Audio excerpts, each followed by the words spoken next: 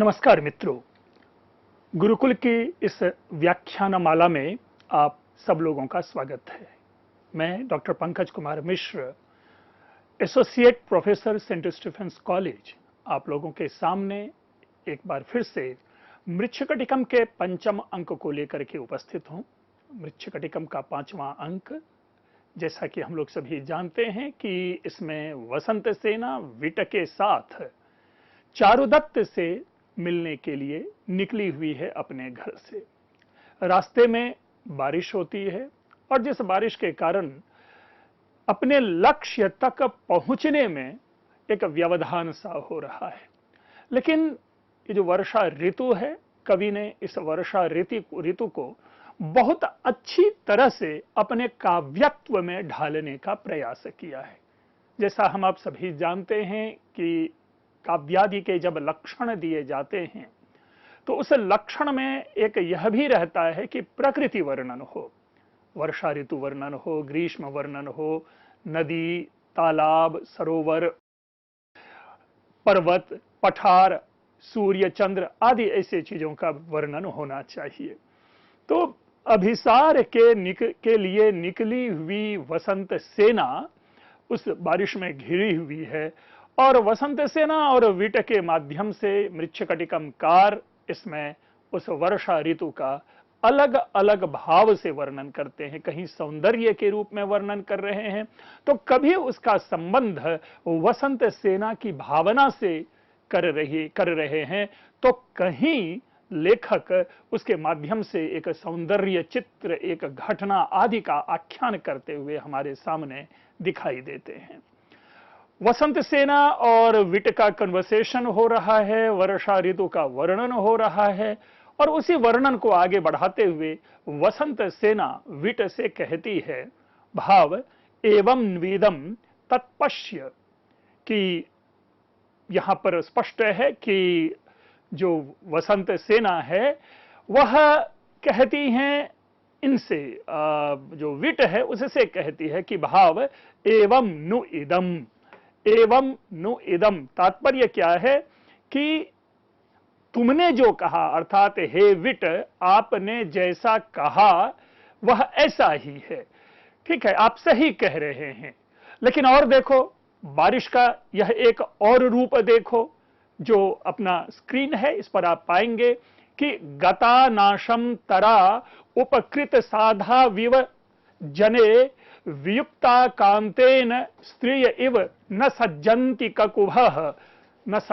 ककुभः प्रकामम अंतस्तप्तम त्रिदश पति शस्त्रस्य शिखिना द्रवीभूतम मन्ये पतति जल रूपेण गगनम। अब इसका भाव इस प्रकार है कि वो वर्णन कर रहे हैं कि गता नाशम तारा, अर्थात तारा जो है वह नाश को प्राप्त हो चुका है, उपकृतम साधा विभजने, लेकिन कैसे कहते हैं कि उपकृतम साधा विभजने, उपकृत मसाधा विभजने, अर्थात कह रहे असाधव इव जने, यानी असाधव जने, यथा असाधव जने, अर्थात असाधु लोग में, जो असाधु है, असज्जन लोग हैं, उसमें जिस प्रकार विनाश भाव को प्राप्त हो जाते हैं उनकी सज्जनता, मानो उसी प्रकार यह जो तारा है, यह जो नक्षत्र है, वह नाश को प्राप्त हो चुका है। अब क्या हुआ है कि इतना घनघोर बादल है, अंधियारा है, दुर्दिन जिसे कहते हैं वह स्थिति है और जो बिजली की चमक आदि है, उन सबके नेपथ्य में तारा छिप सा गया है, अर्थात तारे दिखाई नहीं दे रहे। इस छोटी सी बात के आधार पर हम यह जरूर निष्कर्ष निकाल लेते हैं कि रात्रि का समय है या संध्या का समय है, जिस काल में तारा अवश्य ही दिखना चाहिए। अस्तु, लेकिन यहां कह रहे हैं कि जिस प्रकार मनुष्य की सज्जनता, कह रहा असाधव विवजने, अर्थात असाधु जन की तरह, यानी जिस प्रकार सज्जन लोगों की सज्जनता चली गई है, उसी प्रकार मानो यहां पर तारे जो हैं वो विनष्ट हो चुके हैं। अब इस छोटी छोटी बातों को देखिए, अगर कथानक के साथ हम इसका संबंध जोड़ते हैं या संबंध जोड़ने का प्रयास करते हैं, यद्यपि इस पद्य के सारे मूल भाव को, केंद्रीय भाव को हमने नहीं समझा है, नहीं जाना है, न परखा है, पुनरपि अगर आप इसको घटना आदि से देखें तो घटना में कोई विशेष बात नहीं है, लेकिन कवि अपने कथ्य के माध्यम से कई सारी विषयों का संकेत दे देते हैं। सामान्य है गता नाशम तारा, तारा नाशम गतम, अर्थात तारा जो है नाशम गता, अर्थात देखिए तारे दिखाई नहीं दे रहे, तारा विनष्ट, यहां पे ये नहीं कहेंगे कि तारे विनष्ट हो गए। इनका सामान्य अगर हम व्यावहारिक जीवन में जिस प्रकार के वाक्यों को प्रयोग में लाते हैं, उन वाक्यों के अनुसार यदि हम देखें, समझने की कोशिश करें, तो इसका सामान्य अर्थ यही है कि जो तारा गण है, तरे गण जो हैं, वो विनाश को प्राप्त हो गए, अर्थात दिखाई नहीं दे रहे हैं। इतना घनघोर बादल है, इतना अंधियारा छाया हुआ है कि उस घनघोर छाया अंधियारे में ये तारे आदि दिखाई नहीं दे रहे हैं, बादलों ने उसे कवर अप कर रखा है, ढक रखा है। लेकिन कवि एक उपमा यहां पर दे रहे हैं, उपकृतम असाधा विवजने, असाधु जने, अर्थात असाधु जन में, यानी सज्जन व्यक्ति में जिस प्रकार उपकार विनष्ट हो जाता है, अगर किसी दुर्जन के ऊपर, किसी खराब व्यक्ति के ऊपर आप यदि किसी भी प्रकार की कृपा करते हैं, उनकी सहायता करते हैं, उनके ऊपर उपकार करते हैं, तो क्या होता है कि ये जो दुष्ट जन हैं, जो असज्जन हैं, जो साधु भाव को प्राप्त नहीं है, वे आपके द्वारा किए गए उपकार को जिस प्रकार भुला देता है, उसी प्रकार मानो इस मेघ के कारण जो, अब देखिए यहां पर यह भी बड़ा सुंदर है, मानो जो तारा है वो तारे गण यहां पर उसके सज्जनता है।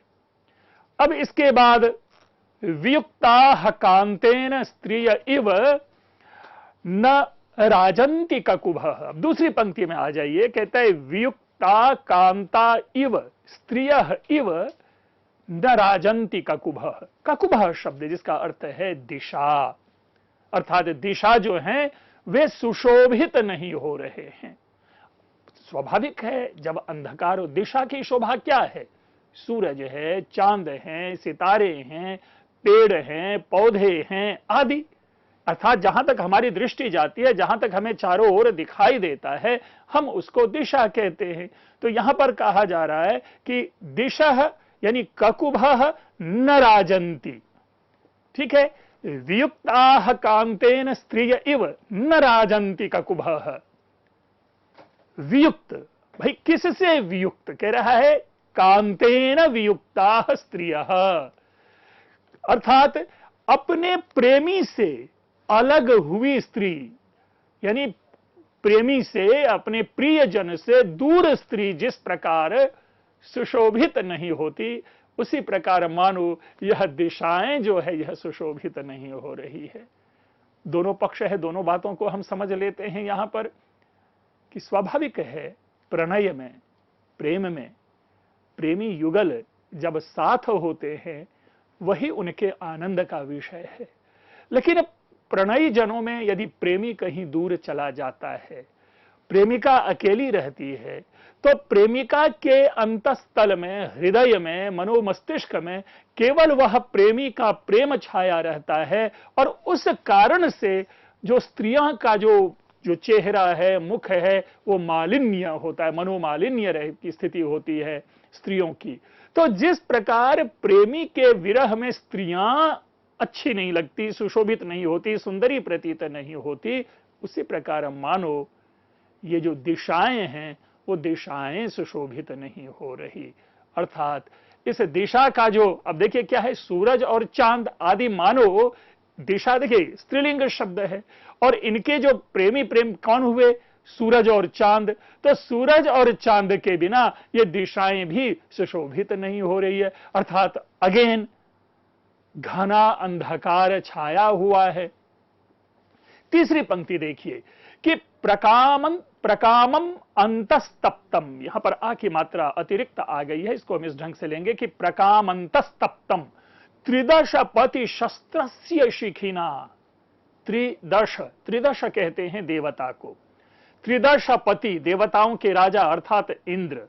तो इंद्र के शस्त्रस्य शिखिना यानी इंद्रस्य शस्त्रस्य शिखिना अग्निना, शिखा का अर्थ है शिखिन, जिसकी शिखा होती है उसको शिखी कहा जाता है। हम आप सभी जानते हैं कि जिनके मंत्र होते हैं वे मंत्री कहलाते हैं, जिनके पक्ष होते हैं वे पक्षी कहलाते हैं, और जिनके दंड होते हैं वे दंडी कहलाते हैं। तो उसी प्रकार से यहां पर शिखी शब्द है कि जिनकी शिखा होती है। ध्यान रखेंगे यहां शिखा का मतलब है लौ, फ्लेम, अर्थात जिनके फ्लेम होते हैं। तो जिनकी शिखा होती है वह शिखी है। उसी का तृतीया एक वचन है शिखिना अर्थात अग्निना, यानी जो इंद्र के शस्त्र हैं। अब इंद्र का शस्त्र क्या है? वज्र। तो वज्र की अग्नि से, अर्थात इंद्र का शस्त्र वज्र, उस वज्र की अग्नि से प्रकामम अंतस्तप्तम, अत्यधिक अंतःकरण को अत्यधिक तप्त किया हुआ, मन्ये मानो गगनम आकाश, द्रवीभूतम, कैसा गगन? द्रवीभूत, यानी आग से पिघले हुए के समान आकाश जल रूपेण पतति, पानी के रूप में गिर रहे हों।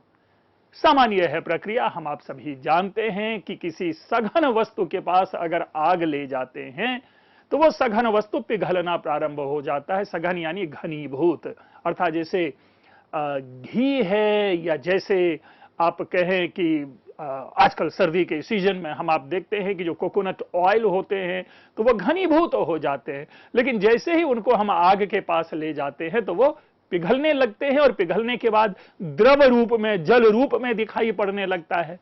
तो मानो ये जो इनके अंतःकरण की गर्मी है, अर्थात इंद्र जो वृष्टि के देवता माने जाते हैं, उनके हाथ में वज्र है, उस वज्र की गर्मी से मानो जो आकाश लोक है या गगन लोक है वो तप्त होने के कारण, अत्यंत प्रतप्त होने के कारण द्रवीभूत होता हुआ, पिघलता हुआ मानो गगन जल रूपेण पतति, वृष्टि के रूप में गिर रहे हैं।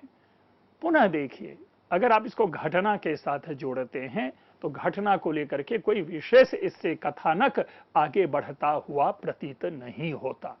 लेकिन हां, कवि ने जिस प्रकार से यहां पर वृष्टि का वर्णन किया है, गगन का वर्णन किया है, और जिस प्रकार इंद्र आदि देवताओं के वज्र आदि का संबंध जोड़ा है, वो कवि की अनूठी कल्पना है। जिस प्रकार इन्होंने उपमा का प्रयोग यहां पर किया है वह कवि की अनूठी उपमा है। मित्रों, यूं तो महाकवि कालिदास के विषय में सदा हम लोग उपमा कालिदासस्य के रूप में जानते रहते हैं, लेकिन यहां ठीक है कि कालिदास की उपमा अत्युत्कृष्ट है। कालिदास पदे पदे उपमाओं का प्रयोग करते हैं। जिस प्रकार, जिस सौंदर्य से कालिदास उपमाओं को प्रस्तुत करते हैं, अन्य कवियों में वह सौंदर्य नहीं देखा जाता। लेकिन इसका यह कतई अर्थ नहीं कि अन्य कवियों ने उपमाओं का या सुंदर उपमाओं का प्रयोग न किया हो। जिस प्रकार हम वर्षा ऋतु का वर्णन देखते चले आ रहे हैं, इससे तो स्पष्ट प्रतीत होता है कि मृच्छ कटिकम कार भी उपमा के प्रयोग में प्रवीण है। अस्तु, फिर अपनी बात को आगे बढ़ाती है वसंत सेना, और वसंत सेना कहती है कि अपिच, और भी देखो भाई, जिस तरह की बातें अभी मैंने आपके सामने में इस आकाश के बारे में की, उसी और बातों को मैं आपके सामने प्रस्तुत कर रहा हूं। हे विट, कि देखो, उन्नमति नमति वर्षति गर्जति मेघः करोति तिमिरौघम प्रथम श्रीरिव पुरुषः करोति रूपाण्यनेकानि। देखिए, उन्नमति, भले ही ऊपर की ओर उठता हो, नमति, नीचे की ओर ये हो, गिरता हो, मतलब मेघ उन्नमति, मेघ ऊपर की ओर उठ रहा है, मेघ नमति, मेघ नीचे की ओर झुक रहा है, मेघः वर्षति, मेघ वृष्टि कर रहा है, मेघः गर्जति, मेघ गर्जना कर रहा है, और मेघः करोति तिमिरौघम, यानी मेघः तिमिरौघम करोति, अर्थात मेघ महान अंधकार कर रहा है। वस्तुतः बारिश के मौसम में जब हम बादल को देखते हैं तो उनकी यही स्थिति होती है, कभी बादल नीचे की ओर दिखाई देगा, कभी बादल अत्यंत दूर चला जाता है तो उन्नमति नमति, बादल बारिश करता है, वृष्टि करता है, बादल गरजता है, और इसी के कारण वो जो बादल है, जो घनघोर, जो काले कजरारे बादल हैं, वो अत्यधिक अंधकार करता है। ये एक स्वभावोक्ति है, एक ये सामान्य कथन है मेघ के विषय में, लेकिन कितना सुंदर प्रयोग है कि प्रथम श्री रिव पुरुष, यानी जिस प्रकार पुरुष प्रथम श्री, अब यहां पर प्रथम श्री है कि प्रथम प्राप्त हुए धन वाले जो पुरुष होते हैं, यानी जिस पुरुष को जीवन में पहली बार धन की प्राप्ति होती है। इसको आम भाषा में कहें कि हम आप ने अपने जीवन में जब कभी पहली बार नौकरी करते हैं तो उस प्रकार जब उसकी पहली सैलरी मिलती है तो उस पहली प्राप्त हुई सैलरी से क्या होता है, पुरुषः अनेकानि रूपानि करोति, अपने अनेक रूपों को प्रदर्शित करता है, अनेक रूपों को दिखाता है। जिस प्रकार उसी प्रकार यह जो मेघ है अपने अनेक रूपों को दिखा रहा है। बड़ा ही सुंदर है, समाज की ओर भी इशारा है। हमने अभी अपनी जीविका की बात की कि हम आप जब पहली नौकरी देखिए क्या होता है, बच्चे के लिए मिठाइयां लाते हैं, मम्मी पापा के लिए कपड़े खरीद के ले आते हैं, भगवान को चढ़ावा देते हैं, हम अपनी प्रसन्नता को जग जाहिर करते हैं, हम में एक आत्मविश्वास की भावना जग जाती है कि भाई चलो अब हमारे पास किसी भी प्रकार की आर्थिक जो दारिद्र्य है वह किसी भी प्रकार का अवशेष नहीं रह गया, तो इसलिए अब हम अहंग के साथ गर्जना भी करते हैं, अपने अहंग भाव को भी प्रदर्शित करते हैं। तो एक उस समाज के जो पुरुषों की मनोदशा है उसको भी कवि ने हमारे सामने अभिव्यक्त किया कि मनुष्य को जब पहली बार धन की प्राप्ति होती है तो वह अपने विभिन्न रूपों को प्रकट करता है। आज ही नहीं, उस काल में भी उसी प्रकार यह मेघ उन्नमति, विभिन्न प्रकार का रूप दिखला रहा है हमारे सामने। कभी ऊपर ऊंचा उठता है तो कभी नीचे गिरता है, नीचे गिरना विनम्रता का भी प्रतीक है, कभी विनम्र भाव को प्रदर्शित करता है तो कभी अहंग भाव को प्रदर्शित करता है, कभी बरसता है। अब यहां पुरुष के साथ ले लीजिए तो लोगों को धन आदि से सहायता पहुंचाता है। गर्जति अर्थात अपने आत्मविश्वास की गर्जना करता है, अपनी सफलता को लोगों के सामने प्रदर्शित करता है। तो ये बड़ा ही सुंदर, बहुत ही बढ़िया। मैंने जो अभी उपमा के विषय में आपके सामने बात रखी, देखिए कितनी सुंदर बातें कही है, और इसको हम कहते हैं सामाजिक उपमा। कविगण जो श्रेष्ठ कवि होते हैं वे समाज से ही उपमा का चयन करते हैं और उन्हीं उपमाओं को हमें काव्य रूप में दिखाते हैं। तो उस समय के मानव पुरुषों के ऊपर भी कवि ने टिप्पणी कर दी, और ये टिप्पणी ऐसी टिप्पणी है कि जैसे मानो उस समाज के पुरुषों की उस अहंग भाव या विविध रूप को हमारे सामने प्रदर्शित उन्होंने कर दिया। वर्णन तो हो रहा है वर्षा ऋतु का, लेकिन ऐसा प्रतीत तो हो रहा है जैसे मानो क्या है कि वे उस समाज के ऊपर भी टिप्पणी कर रहे हैं। तो अब आगे जो है उसके आगे के पद्य को हम देखते हैं, समझते हैं, है ना। विट एवमेतत्, अब विट जो है वह संदेश देता है हमारे सामने, इस प्रकार की बात को कहता है कि एवमेतत्, ऐसा ही है ना। अब क्या कैसा है, तो विद्युत भी वलतीव सविहसतीवोच्चैर बलाकाशतैः माहेन्द्रेण विवल्गतीव धनुषा धारा शरोद्धारिणा विस्पष्टा शनि निस्वनेन रसवतीवाघूर्ण तीव्रानिलैः नालय सांद्रमिवाहिभिः जलधरैः धूपायति वांबरम। ठीक है ना। तो देखिए क्या कह रहा है, हम नीचे जो पद, ये जो 4 चरण है, उस 4 चरण के आखिरी पद्य को लेंगे, अंबरम, आकाश। अभी आपने गगनम देखा, अंबरम देखिए, आकाश। मित्रों, इस भावयुक्त हम पद्य को आगे पढ़ेंगे। आप लोगों ने ध्यानपूर्वक सुना, आप लोगों का बहुत बहुत धन्यवाद।